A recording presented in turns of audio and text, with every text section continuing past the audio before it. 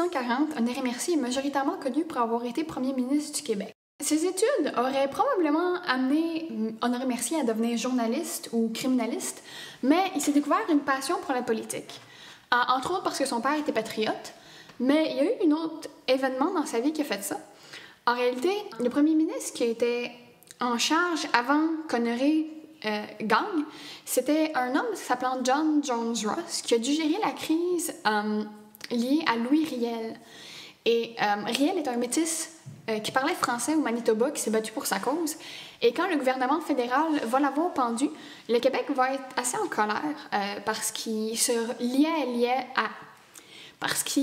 sentait lié à Riel par la langue. Et John Jones Ross va se retrouver à être mal vu à cause de cet accident-là. Honoré va former son parti, le Parti national, à partir de gens qui étaient dissatisfaits de la politique de plusieurs partis, et ensemble, ils vont gagner les élections à la suite de la perte de Ross. Honoré Mercier va devenir premier ministre. Il a fait plusieurs choses en tant que premier ministre qui sont connues. Probablement la plus connue, c'est la séparation d'anciens ministères pour en former des nouveaux, entre autres le ministère de l'Agriculture et de la Colonisation. Ce ministère-là, Honoré va le remettre entre les mains du curé Labelle, qui était supposément son ami. L'effort de colonisation au nord est un effort qui a été assez difficile. Ses résultats sont relativement bons, mais il y a des nuances à mettre. En fait, oui, ils ont réussi à installer des gens au nord, mais les conditions étaient très difficiles. Les terres étaient moins fertiles, les hivers étaient plus rudes, et il y a probablement beaucoup de gens qui sont morts durant cet effort-là. Tout de même, ça a fonctionné et c'est considéré comme une des réussites d'Honoré et du curé Labelle.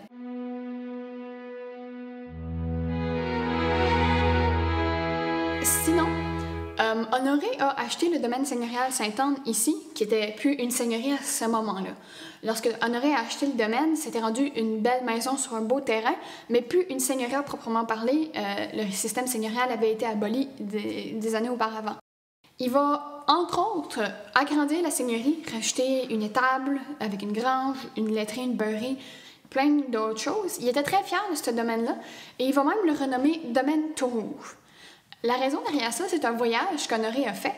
Il a fait un voyage à Tout-Rouge, justement en France, qui est la terre de ses ancêtres. Honoré a profité qu'il était en France pour partager sa fierté d'être québécois. Il continuait d'insister que les Québécois étaient un bastion français dans le Nouveau Monde, des choses comme ça. C'est un nationaliste, après tout, c'est pas exactement surprenant. Et pendant qu'il était à Tout-Rouge, il a fait un cadeau à leur église, 2 vitraux, un qui montrait l'ancêtre d'Honoré qui tend vers le Nouveau Monde et un vitrail qui montrait Honoré lui-même ayant remis les pieds à Tout-Rouge. Un autre voyage qu'il a fait à peu près dans la même période de temps, c'est un voyage au Vatican. En fait, son but, c'était de régler un conflit politique au Québec qui durait depuis un certain temps, c'est-à-dire la restauration des biens des Jésuites. Les Jésuites se sont installés en Nouvelle-France, ont dû quitter pendant la période anglaise, puis, puisqu'il n'y avait plus de Jésuites au Québec, leurs biens ont été transférés au gouvernement, et ils sont revenus après la période anglaise et ont voulu avoir leurs biens. Et ça a créé un conflit parce que les protestants n'étaient pas forcément d'accord et certains membres du public ou du gouvernement n'étaient pas d'accord. Et ça a pris beaucoup de temps à se régler. Donc, Honoré va décider d'essayer de discuter avec les plus hauts dirigeants possibles, va donc aller directement au Vatican, parler aux jésuites et au pape. Et il va réussir à régler le problème, ce qui va lui valoir l'ordre de la Grande Croix, qui est accompagné d'un costume assez chic, mais aussi assez tape à l'œil, si je peux me le permettre de le dire comme ça. Ce costume-là, en fait, Honoré en était très fier et à partir de ce moment-là, à chaque fois qu'il y avait une fête au Québec, il allait le porter. Bémol, à cette époque-là, au Québec, être chic, c'était très sobre. Donc, le costume de parade d'Honoré Mercier détonnait un peu dans le paysage. En fait, certains journaux le comparaient même à un personnage de carnaval. Aussi, pendant son voyage chez le pape, il va recevoir des médailles pour les zouaves au Québec. Les zouaves sont les soldats du pape. Et pour remettre ces médailles-là, Honoré va faire une fête au domaine Tout-Rouge, ici, et il va inviter plein de zouaves de Québec et Montréal, organiser des trains spéciaux pour qu'ils puissent venir. Et il fait une très grande fête pour leur remettre leurs médailles. Lorsqu'ils arrivent, ils sont accueillis par le maire, il y a des feux d'artifice, des lanternes, des coups de canon tirés à blanc. C'est une très grande fête.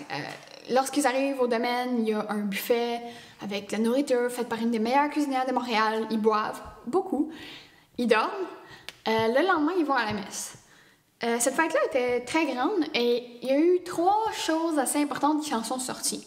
Certaines personnes ont noté que c'était une très belle fête. D'autres ont parlé majoritairement d'un accident qui est arrivé pendant la fête. Une jeune fille d'un village voisin aurait reçu la bourre d'un canon au visage et en serait morte au final. Mais une des autres choses assez importantes qu'il y a eu par rapport à cette fête-là, c'est que les gens se sont plaints que ça avait coûté trop cher au gouvernement. Par exemple, c'est arrivé à un mauvais moment parce que le parti d'Honoré Mercier avait été accusé de détournement de fonds à multiples reprises. Et ces accusations-là vont se répéter, jusqu'à ce que le parti d'Honoré perde les élections. Puis en 1892, il va être jeté de son parti carrément et il va devoir...